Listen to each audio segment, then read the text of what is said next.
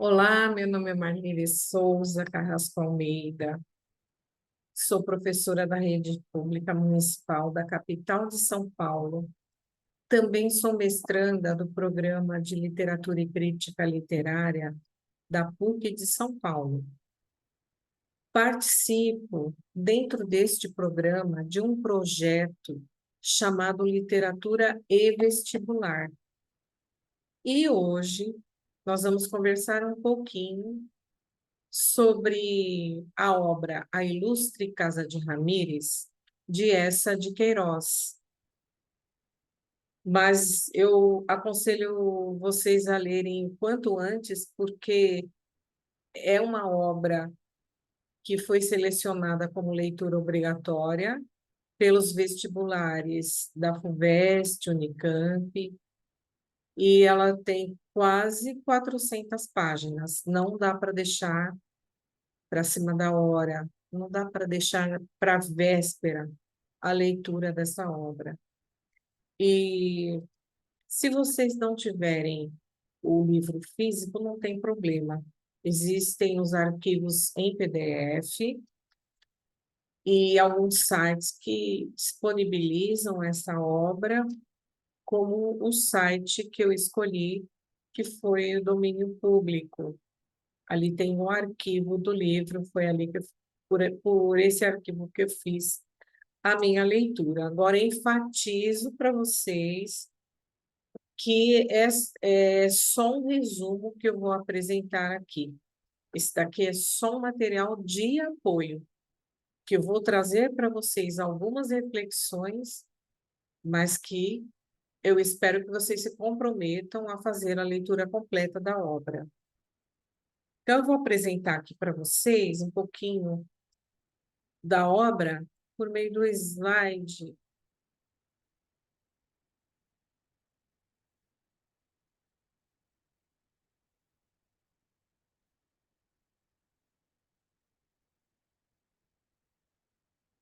Então, nós temos aqui A Ilustre Casa de Ramírez, de Eça de Queiroz. Aqui, a primeira capa, se não foi a primeira, foi uma das primeiras, porque o livro foi publicado em 1900. Essa é uma capa mais recente, e na internet vocês encontram outras capas com outras ilustrações, mas a história continua a mesma. Já me apresentei para vocês, então agora eu vou apresentar um pouquinho do autor. José Maria de Eça de Queiroz nasceu em 1845 em Portugal e faleceu em 1900, no ano da publicação da obra que a gente está conversando aqui. E só que ele faleceu na França.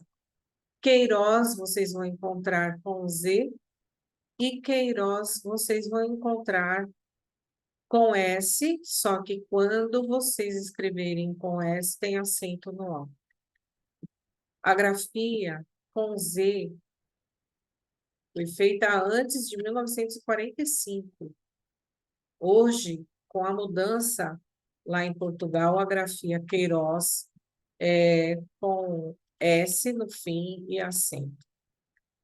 Essa de Queiroz foi um escritor, um advogado e um diplomata português.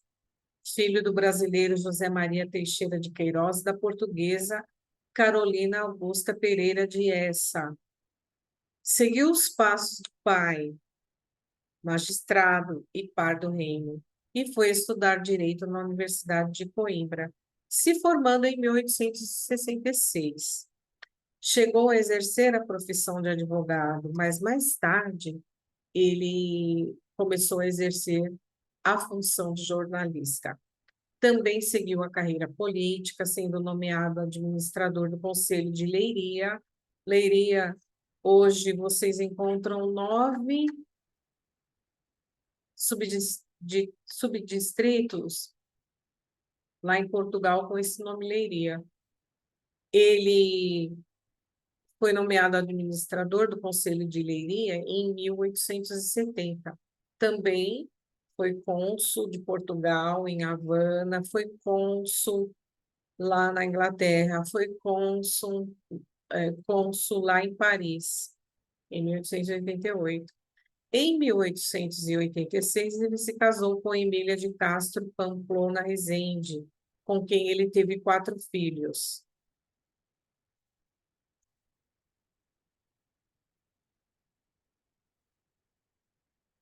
Faleceu em 16 de agosto de 1900 em Paris, como eu falei, aos 59 anos de idade. Suas obras vão do romantismo ao realismo literário. Eu vou falar um pouquinho para vocês sobre essas duas escolas, porque essa de Queiroz começou a escrever na fase do romantismo e depois ele se afastou desse idealismo romântico para escrever segundo as regras da nova escola literária, que era o realismo, que surgiu em oposição ao romantismo. Só que quando uma escola surge, uma escola nova surge, ela não elimina a anterior. Todas as escolas vão surgindo e todas vão circulando ao mesmo tempo. Basta o escritor ou o poeta escolher a escola com a qual ele mais se identifica, ou seja, com as características que ele mais se identifica. Então, no realismo, essa de Queiroz começou a escrever sobre os problemas da burguesia e da corrupção da igreja, e ele fazia duras críticas a respeito desses valores. Mais tarde, ele escreveu diversos romances no qual ele enfatiza a questão da hipocrisia da burguesia, aliada à análise psicológica das personagens, ou seja, ele traz personagens que vão nos remeter a essa hipocrisia, à corrupção, aos valores, como eu falei, que foram comprometidos pela sociedade. Então, vejam só, aqui eu apresento um paralelo entre as duas classes quando ele escrevia para quando ele começou a escrever. Então, antes ele escrevia dentro do romantismo e uma das características principais, eu não fiz o levantamento de todas as características, só das principais. Fantasia e imaginação, que era assim que os escritores escreviam dentro do romantismo, enquanto que no realismo é a verossimilhança. E o que que é isso? Toda a história ela é escrita de forma muito próxima da realidade. Então, todas as vezes que um autor, um escritor, vai escrever conto ou um romance, ele se aproxima tanto da realidade, que é essa que é a verossimilhança.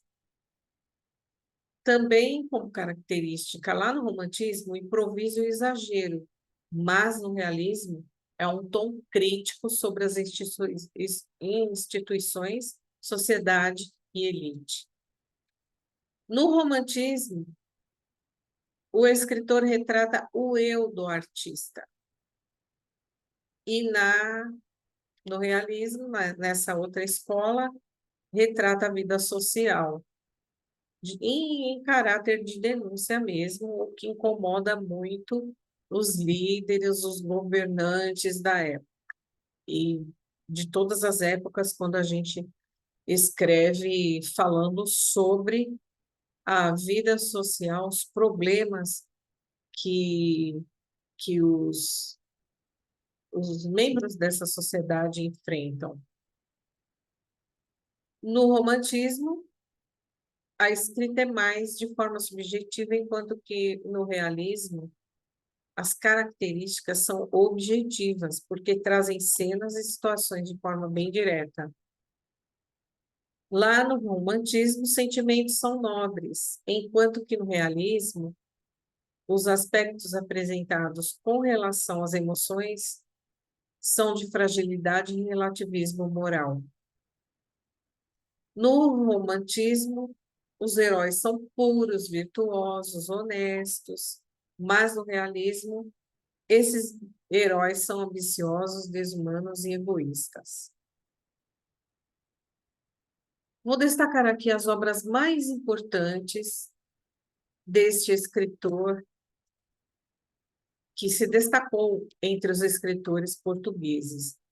O Crime do Padre Amaro, ele foi escrito em 1875 e eu apresento essas obras na ordem cronológica.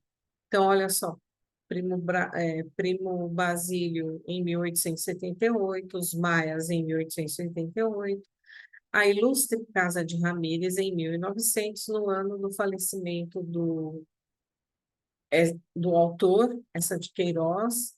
Então, esta obra já estava pronta e foi publicada póstumamente.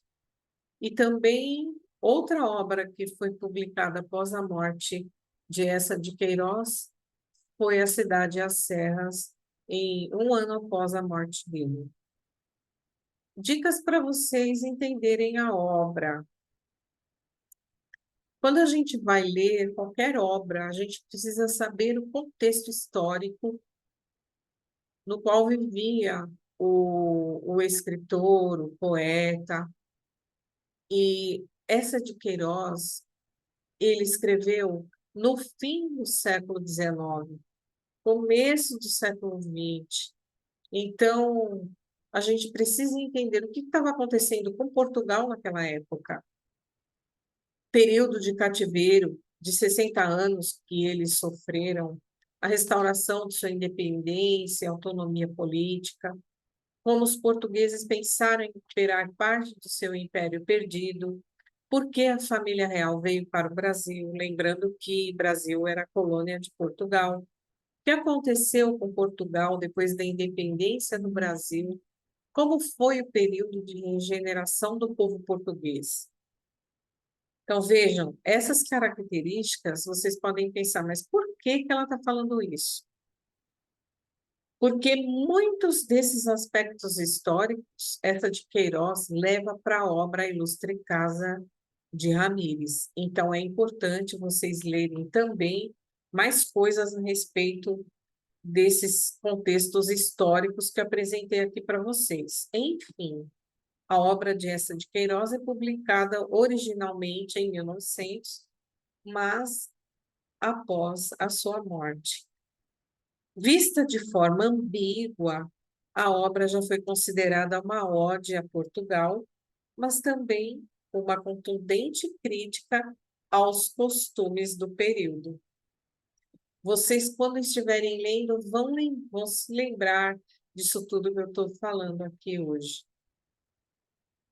É tudo bem presente na obra. Bem, sobre o romance. A história é narrada na terceira pessoa e se passa em dois tempos. O primeiro é no século XIX, em Portugal, mostrando um país cheio de modernidades.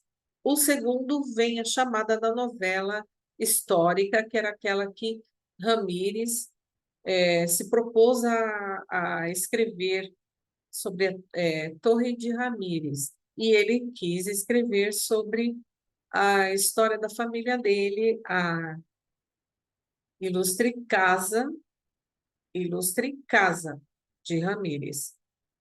E essa novela histórica aconteceu no mesmo local, ou seja, em Portugal, mas no século XII, e tenta mostrar uma Idade Média com um povo heróico. Aqui o autor faz esse contraste, é um primeiro impacto social aí. Ele faz esse contraste entre o presente, as coisas que aconteciam no presente, né? Como está um pouquinho acima, um país cheio de modernidades e do século passado. O que aconteceu naquele período, no século XII? Na primeira parte da obra, num local chamado Aldeia de Irineia, o livro começa contando a história do jovem Gonçalo, vindo de uma família nobre, E aí, essa de Queiroz vai trazer toda a genealogia de Gonçalo até chegar em Gonçalo propriamente dito, que é o personagem principal, que ele tem uma relevância e tem um propósito de essa de Queiroz fazer toda essa linhagem do personagem. Sua família estava numa situação financeira em decadência e também a questão moral, tanto a questão moral quanto a vida financeira estavam falidos na família de Gonçalo. Após ele, Gonçalo Ramírez, ter vivido muitos anos fora da capital, ele volta à sua terra natal em busca de uma inspiração que, na verdade, foi até uma sugestão de um amigo dele da Universidade de Coimbra para ele escrever uma história sobre a família dele. Então, esse colega deu essa sugestão e ele decidiu escrever e se dedicar em fazer essa descrição num romance, exaltando os feitos de sua linhagem, narrando as aflições também e insatisfações que são as agrúrias desse parente dele, antecessor, Truque Tecindo Ramírez. E então ele quis escrever a história de sua família, mas além disso, ele quis também buscar um casamento e assegurar sua vida financeira e social. O livro apresenta a busca de Ramírez por meios fáceis de conseguir dinheiro, deixando de lado a ética e a moral que um dia sua família teve, e ele entra na política. Então, a gente vê que isso é uma coisa que foi escrito há mais de um século, há quase 2 séculos, mas que isso ainda existe nos dias de hoje. Ao longo da narrativa, ele entra em crise com relação à sua honra e honestidade e tudo aquilo que sua família defendeu um dia. E na política, ele havia perdido e desonrado os seus ancestrais. Esse é o peso da consciência que ele vai ter no desenrolar da trama. Então, ele começa a escrever uma novela histórica sobre sua família, tendo como inspiração a Torre de Ramírez. Então, vejam só, ele está escrevendo no século XIX, mas ele também está escrevendo sobre a inspiração da Torre de Ramírez, que foi um poema escrito por um tio dele, e que essa parte da narrativa aconteceu no século XII. No decorrer do romance, conhecemos diversos personagens para a trama, que não vai dar para apresentar todos eles aqui, porque o livro tem uma narrativa extensa. Então, aqui eu destaco alguns personagens para vocês, e aí vocês vão ter que conferir na obra por que eu elenquei apenas esses. Margarida, irmã de Gonçalo, Adelaide, a prima por quem ele se apaixona, o tio de Gonçalo, o Visconde de Rio Sor, que era uma pessoa bastante influente na região. Gonçalo também tinha planos de se casar, foi falado um pouquinho antes, além de recuperar a glória de sua família. Então, ele tinha 2 objetivos na obra toda, mas é só lendo o livro para vocês saberem. Aqui eu coloquei você saber, que é para você que está me ouvindo, se os planos do personagem se concretizaram ou não. Vou ter que ir lá na obra conferir. Será que ele se casou? Será que ele conseguiu resgatar sua obra, sua honra, desculpem, sua moral e sua vida financeira e a vida financeira de sua família. Então, precisam ir lá fazer a leitura completa da obra. Lembrando que vocês vão prestar vestibular. E se quiserem ir bem, precisam fazer as leituras que estão há quase um ano antes disponíveis para vocês lerem. Então, aqui agora eu vou falar um pouquinho dos impactos sociais que esse livro traz. Primeiro, que é uma das mais importantes, é a crítica à aristocracia decadente. Está em declínio a aristocracia rural e portuguesa no final do século XIX. A família Ramírez é apenas uma metáfora, viu, gente? É apenas uma metáfora que ele vai, essa de Queiroz vai abordar para trazer esse problema social que estava acontecendo realmente lá em Portugal. Então, a família Ramírez, apesar de seu prestígio histórico, está em declínio, assim como Portugal, enfrentando dificuldades financeiras e perdendo sua influência política. Como eu falei, a família Ramírez, né, de Gonçalo Ramírez, a origem de onde ele veio é uma metáfora utilizada por essa para a decadência mais ampla da aristocracia portuguesa, criticando sua inércia. O que a burguesia estava fazendo que não estava fazendo nada para salvar Portugal dessa decadência, desse declínio histórico? Quais os motivos levaram Portugal a sofrer essas consequências dos seus atos de quê?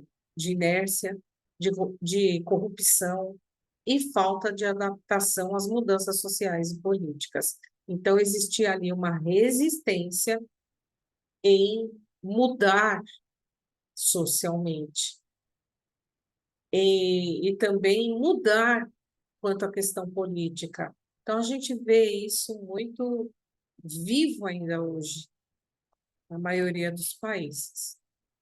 Outro ponto de impacto é a relação de poder e privilégio, que isso ainda a gente vê também, né? Quando a gente destaca essas injustiças e desigualdades inerentes ao sistema social da época, quando o autor escreveu a história de Ramírez, e que isso acontece lá na obra, e o autor revela ali as lutas também de classe e os conflitos entre a elite e as classes mais baixas. Parece que eu estou falando de outro país, mas eu estou falando da obra e fazendo uma relação com o contexto histórico de Portugal.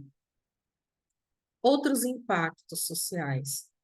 O retrato da vida rural e urbana, bem presentes, esse ambiente rural lá de Santa Irene e a vida cosmopolita em Lisboa, isso é fundamental para a gente entender o desenvolvimento da trama e para transmitir as diferenças sociais, mais uma vez, tanto sociais quanto culturais, entre esses dois mundos, rural e a vida mais moderna. Exploração dos valores morais e éticos, outro ponto, que o autor questiona os valores morais e éticos da sociedade portuguesa, expondo a hipocrisia e a falsidade que permeavam as relações sociais. Ele critica a rigidez das convenções sociais e religiosas, desafiando as noções tradicionais de honra, moralidade e dever. Mas ele faz isso não de uma forma pesada. Ele também apresenta um pouco do cômico, um pouco de humor ali na obra. E também ele faz uma análise das questões sociais, políticas e culturais. Parece que eu estou falando sempre a mesma coisa, mas é para vocês enfatizarem bem e fixarem bem esses pontos de impacto social que apresentam na obra e também está correlacionado à situação do século XIX, que retrata a sociedade portuguesa, o que ela estava vivendo ali. Serve também esta obra como um importante documento histórico e uma poderosa crítica às injustiças e desigualdades de seu tempo. Os sites de pesquisa que eu utilizei para estudar, os principais foram esses: Domínio Público, Toda a Matéria, Companhia das Letras. E eu espero que vocês tenham gostado desse material de apoio, que é um material apenas complementar, porque vocês precisam realmente ler o livro. É um resumo que não dá para fazer num vídeo curto como este. E também existem outros professores e outras pessoas do programa que participam desse projeto Literatura em Vestibular, do Programa de Literatura e Crítica Literária da PUC, que gravaram outros vídeos falando de outras obras que também estão na lista de leituras obrigatórias para os vestibulares que eu já citei. E se vocês gostaram, compartilhem este vídeo. Até a próxima!